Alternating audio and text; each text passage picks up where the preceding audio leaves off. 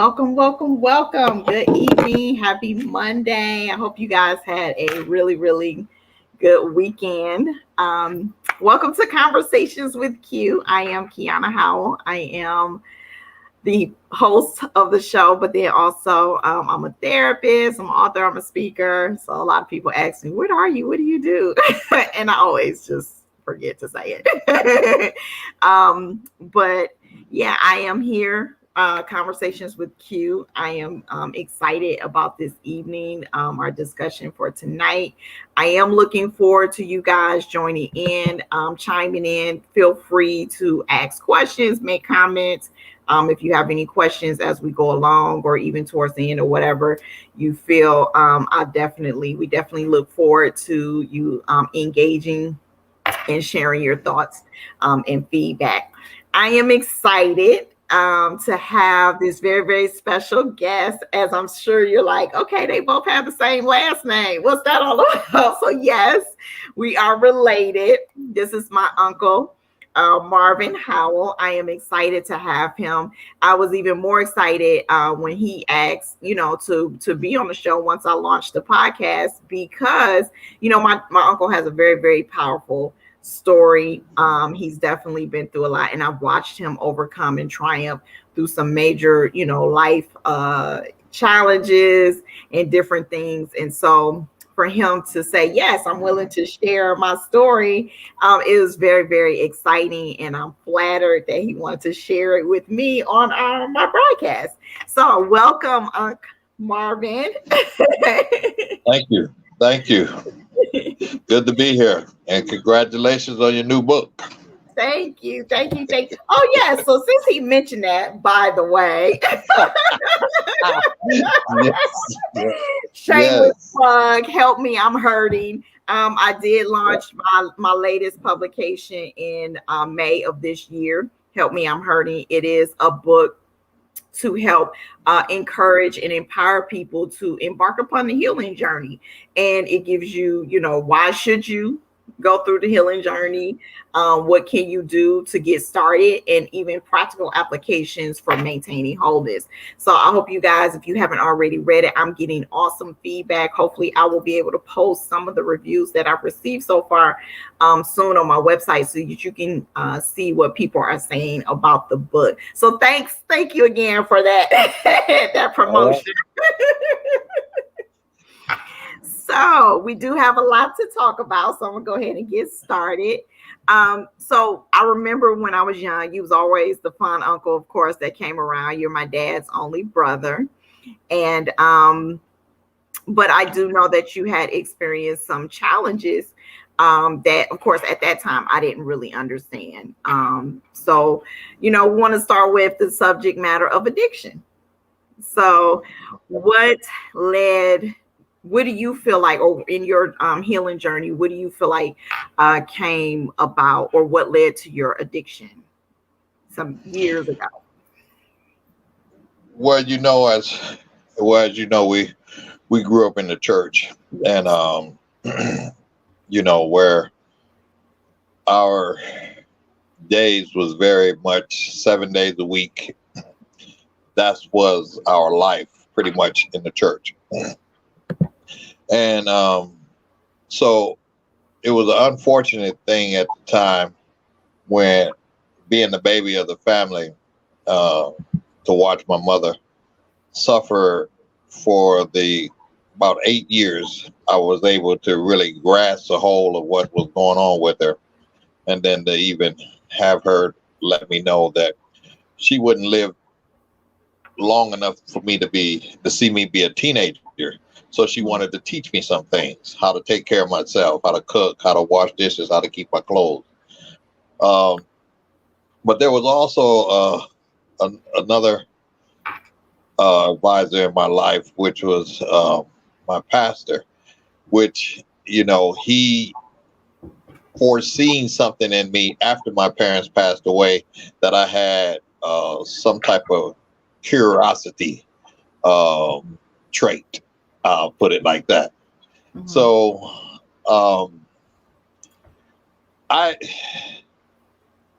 as I grew older, and and different things, and I went in the military. It was it took me a while to get to the point of addiction, but it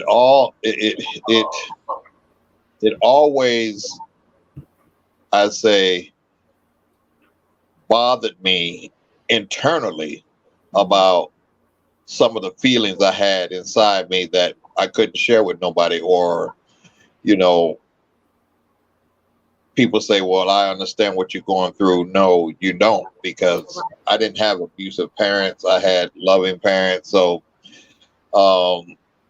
what is it about me that caused my parents to leave so early? And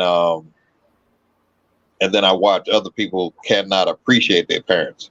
So it was always that feeling of trying to be a part of something. Mm-hmm. And what happened in my life is that uh, I felt caged to a little bit, that I didn't feel like what I was a part of was exciting enough. So that little curiosity trait that my pastor spoke to me about many years ago, he said, son, I'm trying to give you some knowledge so you don't have to break your arm. But unfortunately, you're probably the type of young man who has to break your arm before you realize it hurts. Right. So, and I remember those words very plainly. So as I moved along in the military and so forth, and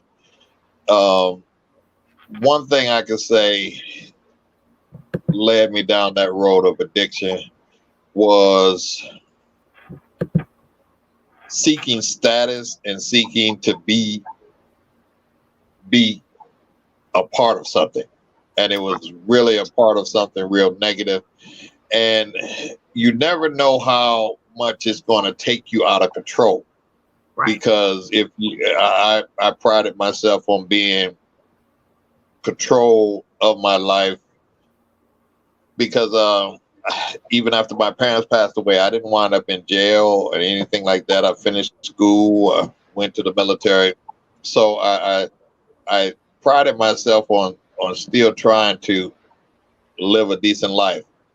But when that addiction grabbed hold, I think the biggest thing that I was happy about doing the addiction, if you're going to be happy about anything, is that I didn't bring it home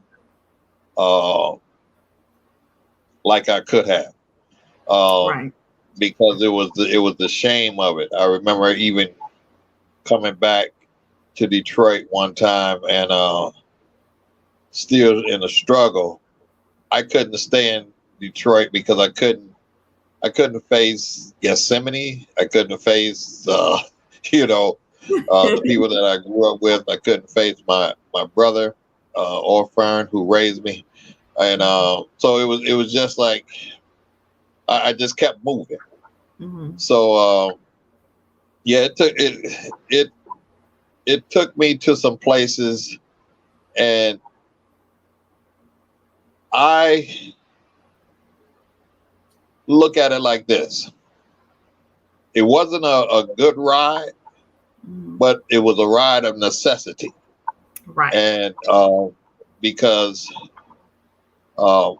if I had not went down that road,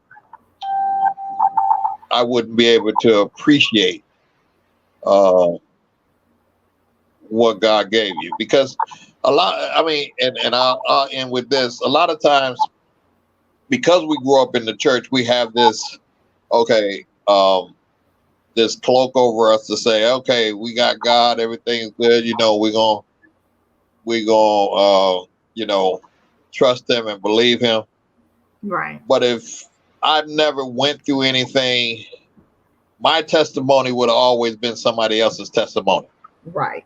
Now, my testimony is my testimony. I don't have to worry about somebody else's testimony. When I talk about how he can deliver, how he can cover you even in the calamity.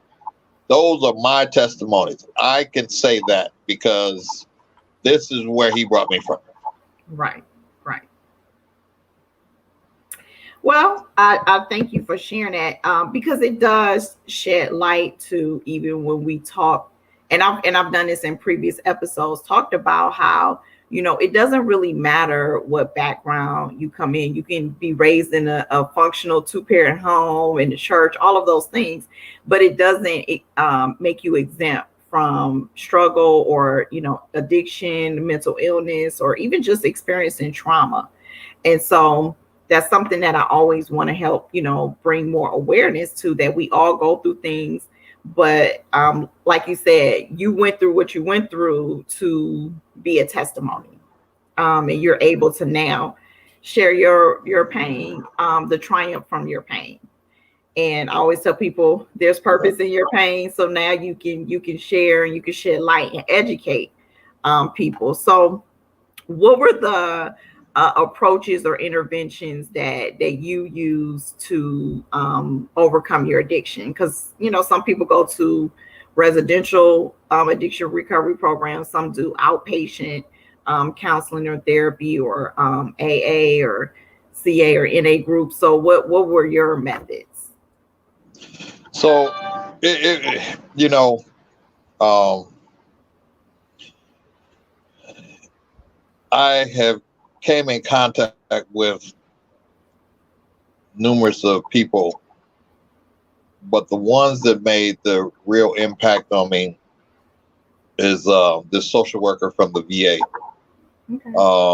And we work together now, and it's Yeah. almost like, I tell her every time I see her that the words she's spoken to me when I first came through here, and they didn't immediately take, Mm-hmm. but I couldn't shake them. Right. So, even when I relapsed on numerous occasions and different things like that, I couldn't shake her word. Right. So the one good thing that she did was she had connected me with this place called Battle Creek, Michigan, Okay. and that's where I'm at now, and I would call it home. But there was when I finally came to myself and came to my senses, to so to speak, and I found out that my previous wife that was in the military had died while I was in my addiction, Mm-hmm. and they had been looking for me for so long, and they couldn't find me. Right. Then I remember the day distinctly, April 2nd, 2008. I ran all the way to this place called the Haven Arrest Ministries, Mm-hmm. Life Recovery Program. And I spoke to one of the director at that particular time, and told him I wanted to change my life. Mm-hmm. And he said, this is a spiritual program, which is a year long. Okay. And if you could sit somewhere for a year and go through the program, Mm-hmm. then you might have a chance. So I've wasted many years in my life, so a year wasn't nothing to me. But then I met my pastor, which is my pastor now, Mm-hmm. here in Battle Creek, and he was the pastor for the Life Recovery Program. And I tell you, it was so good to connect, because he was from the PAW also, Pentecostal Assemblies of the World, Apostolic, and so forth. And we had been around the same pastors that grew up under the same ministry and so forth. So it was just so good to be back in a spiritual element. Mm-hmm. But even still, I knew that I didn't want to just be uh, just a program in the program, spiritual recovery person. I wanted to take this for the rest of my life because Right. it's not sometimes we get in jail and we go, well, we get saved because we in jail, but once we Right. get out of Right. jail, we all gone. We all Right. we wild about it. But so I wanted it to take long. I wanted it to be my life, Right. and I took the chance. And I remember one session I had, and the lady asked me about my parents, Mm-hmm. and it was an hour session, Mm-hmm. and I cried the whole session. I didn't say one word. She didn't say one word. She just let me cry the whole session. And that right there was somewhat healing. Mm-hmm. And even all these years from 12 to 40, 50, wherever I was at that time, it just calmed my spirit to let me know that I can make it. And Right. this purpose that I have is not for me. It's to help somebody else. And that's where I'm at now. Right. And I love, I'm gonna hone in on a point about just the moment of crying. And because a lot of people know, I definitely am big on men's empowerment, and I'm an advocate for men really getting more engaged with mental health practices and interventions. And so one of the things that is commonly instilled in males at a young age is, not to cry. That's not a manly thing to do. And so a lot of times, even working with my male clients, I've worked with some who've endured traumas or losses. Like, even if they're saying like my mom or my dad died, but I never even cried when they died. I didn't cry at the funeral. Like, I'm hurting, but I never really expressed the pain. And when Right. they finally have that cleansing moment to do that, like you said, it's healing. It's healing in your tears. And I always tell people that don't, we sometimes feel like we're getting punked if we're crying about something. And no, we don't want to walk around crying all day, every day about everything. But at the same time, your tears really can heal you in the moment of you really releasing pain that you're carrying around, sometimes some of us for years. And so I think it's very powerful that you shared that, because that's important for people to understand. That's part of the healing journey. That's part of our recovery journey. And recovery, not just, recovery from addiction, but recovery from anything, from trauma, grief, losses, anything. And so we have to be able to know that that's okay, and it's human, Right. and it's a good thing. And I appreciate you just sharing even the different avenues of interventions, because I was a therapist for addiction recovery program residential, and so people need to understand that supports are needed and a necessity for this journey, because it's really, really hard to overcome addiction. No matter how much a person wants to will within themselves to stop, once it has overtaken you mentally and emotionally, it's just really hard. And a lot of people get criticized and always saying, why don't they just stop doing it? Why don't they Right. just stop running? But it's just really not that easy. And a lot of it, I tell people, that's why I do what I do, because my thing is, you have to heal first internally to be able to now execute it externally. To Yeah. to really overtake the power of addiction, you got to do some heavy internal work first. So I definitely, I'm glad that, you were able to share, like, it was different phases and different types of interventions, and people that came in your life to help you along the journey, because that's very significant for people to understand. That is not something that happens overnight. So, No. And the necessity, and one of the things, because I went to the NA meetings and so forth, and they are wonderful source of the foundation to recovery.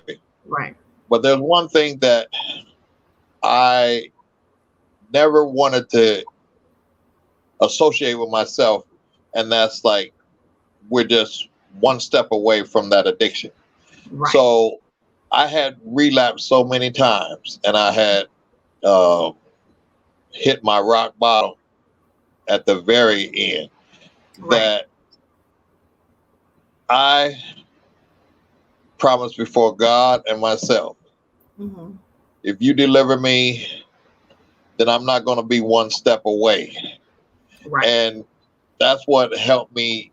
Um, I guess I gravitate towards, you know, some pastors that I know out here in the community of Battle Creek who had um, district elders, as a matter of fact, in Right. the PAW, who had went through some of the same things, Right. but they knew, okay, we're not going to take away from no foundation of recovery or anything like this. But as for me and my house, Right. I don't want to be like that. I Right. want to be steadfast and unmovable. Mm-hmm. Yeah, that's amazing. Now you mentioned military history. Mhm. And I've worked with veterans. I actually have a couple of individual clients that are either in reserves or full on veterans. And so I think it's also important for us to understand that, those that are in the military, men and women, you guys endure different levels of trauma. And even though you're promised a lot of things in the military from, the VA to receive certain supports, when you get out, one of the things I had to learn just working in the field was, the services don't always get provided as quickly as needed. And so a lot of military personnel struggle with having to cope and deal with those traumas on their own, which usually leads to a cycle of addiction, for some, severe depression, anxiety.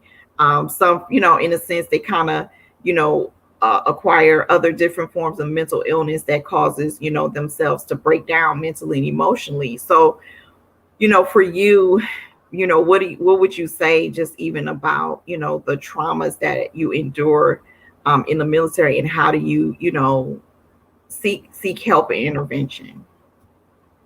So I think that it has gotten better. Mhm. Um, uh, However, we deal with a different generation. Okay, Mhm. let me put it that way. Um, Right. it was in my particular day, Mhm. there was a lot of things that you didn't discuss in the military, Right. and it's from things that may happen. People get killed, or what one of the biggest things back there in the 70s was military sexual trauma. You Mhm. never really discussed that because of the fact that you don't want to have that stigma. So a Right. lot of times that box you into uh, a shell Mhm. that is more dangerous to yourself than anything else, and you have no outlet. Today uh, we have more outlets than what we did back in those days. Mhm. But even understanding, and I work with veterans, as a veteran working with veterans is one of Mhm. my last job at the VA, was a peer support specialist, and Mhm. that's a veteran peer working with other veterans, Mhm. and just to be able to um, listen first of all Right. at Right.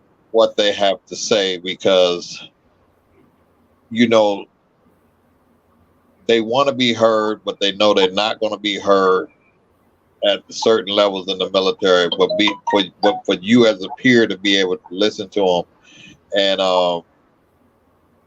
and connect where you can connect. Right. It's not always going to be a connection, but sometimes there is a connection. Right. And if it's a connection, don't make it yours. Make Mhm. it still about them. Continue to keep it about them. So that's that's one of the things I love about this second chance, because, like I said, it has. This is not the things I went through was not for me. It is for those that I serve, and that's where I stand. And I love it because I can totally relate. How I was raised. My dad, my mom, like they were amazing parents, and they did a lot to try to protect us from a lot of the bad things in the world. But at the end of the day, when I became an adult, I was on my own to learn and experience things for myself, and I endured things that none of us imagine. I endured, domestic abuse. I, had to go through, you know, losing my home and being evicted and just different things. Like I've experienced things that I never even imagined experiencing. And again, like you said, it's just, but you go through these things because now, even in my therapeutic approach, I can be more relatable for people to understand that I'm not just there, giving you textbook information or guidance, but I can tell you from real life things that I've experienced and overcome. And so when I encourage you and try to empower you to say, hey, I know you can get through this. I know you can, navigate through this, even through the length of time that it's going to take. I can say that because I've been through it, and I had Right. to heal from some of those things and trauma. And so it's important for us to have that conversation. I like what Dolores was saying. Thanks for sharing. She enjoyed it. She enjoyed listening to your story. Anton, saying having an ear is definitely a good thing. It is. It's important for us to get to the place where we normalize seeking counsel and therapy, and not just in the church. I actually posted a clip on one of my stories last week from a pastor who said, you can have praise and worship, but you also need a therapist. Sometimes you need a therapist,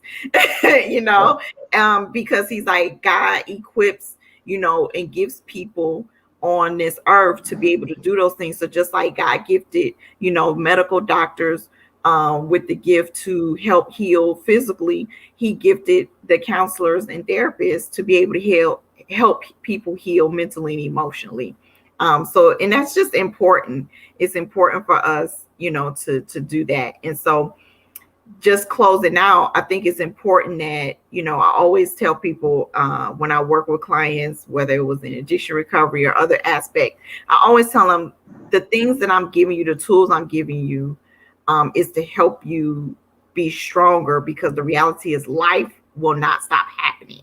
So you may have Right. healed and overcome this situation. You may be able to say, "Yeah, I'm good. I'm happy. I'm healed. I've overcome these things." But then life is gonna happen. I told some people, you may walk out that door and your loved one, you may find a loved one passed away, or you may get diagnosed, with the illness. And I know that that's something that we talked about even the other day, that you were willing to share that now you are dealing with illness, and it's like, okay, you done overcame this thing. Everybody's probably like, now what?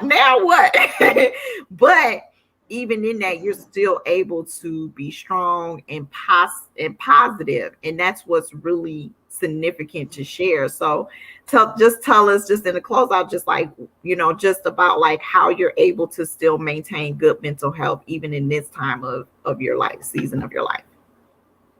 Well, as I was sharing with you the other day, yeah, and it's a very good point you made. You feel like, okay, you get to a certain level in your life, you've overcome a lot of different things, and feel like, okay, the worst is behind you. And I got hit with a diagnosis, say I got non-Hodgkin lymphoma of the blood. Can't find nothing wrong with my blood. Can't find Right. nothing wrong with my kidneys. Can't find nothing wrong with, but I got non-Hodgkin lymphoma of the blood. Right. So, am I freaking out? No, Mm-hmm. because the the level of acceptance that I have to know that all is well Yes. if I just continue to Yes. trust. I Yes. mean, that's all is well.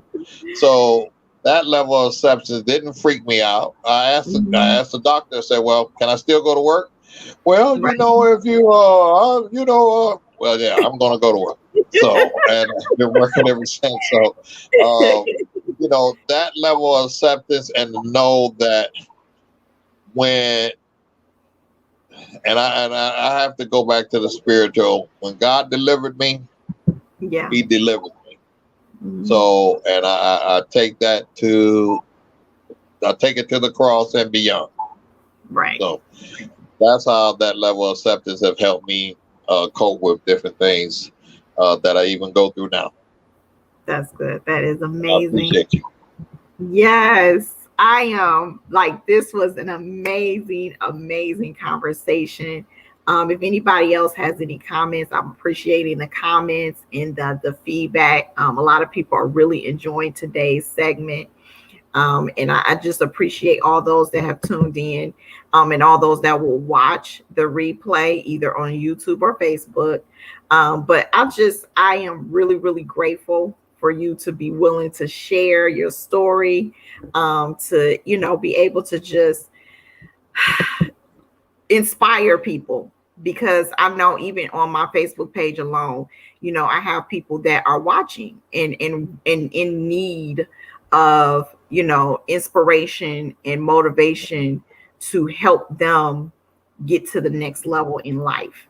And that they're dealing with their own challenges and struggles. But sometimes it's good to hear from somebody that they feel like they can really relate to, like a real person, not somebody that's a public figure that's, and not to criticize people that, post their fancy cars or houses, but it's just, at some point, it's not about that. It's about, how do I get through this, really, for real, on a realist from a realistic perspective, and a point of view, like, how do I really get through this and it, be Right. really attainable for me. And so I think it's very important that, we continue to have these conversations. That's why I'm doing this podcast. That's why everybody I've been interviewing, I haven't been interviewing people based on their status or what they're doing. I think it's important for us to understand that, it's not about that. It's about real life stories. What are we doing out here in real life, and how are we overcoming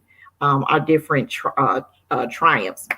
So Miss Alice, I love her. She's one of my mom, my spiritual moms, and she said, "You are strong in the Lord and the power of His might, Mr. Howell." So, yes, I love Okay. her. She's such an encouraging spirit. I absolutely love her. I love appreciate the love and support that you guys are showing on today from my uncle. I'm so proud of him. I can't wait to hug him next next week when I visit Detroit. Okay. So it's gonna be amazing. And so I just want to continue to, you know, uh, again, have conversations about, mental health, help breaking the stigmas of mental health, being able to um, shed light again on what it is that we can do to bring more awareness. And so let's continue the conversations. Let's continue to uh, take care of our mental health. This is the last season, last episode for season 2. The next set of episodes will be aired in September, and I already have people, contacting me interested in, being a guest on the show to share their stories.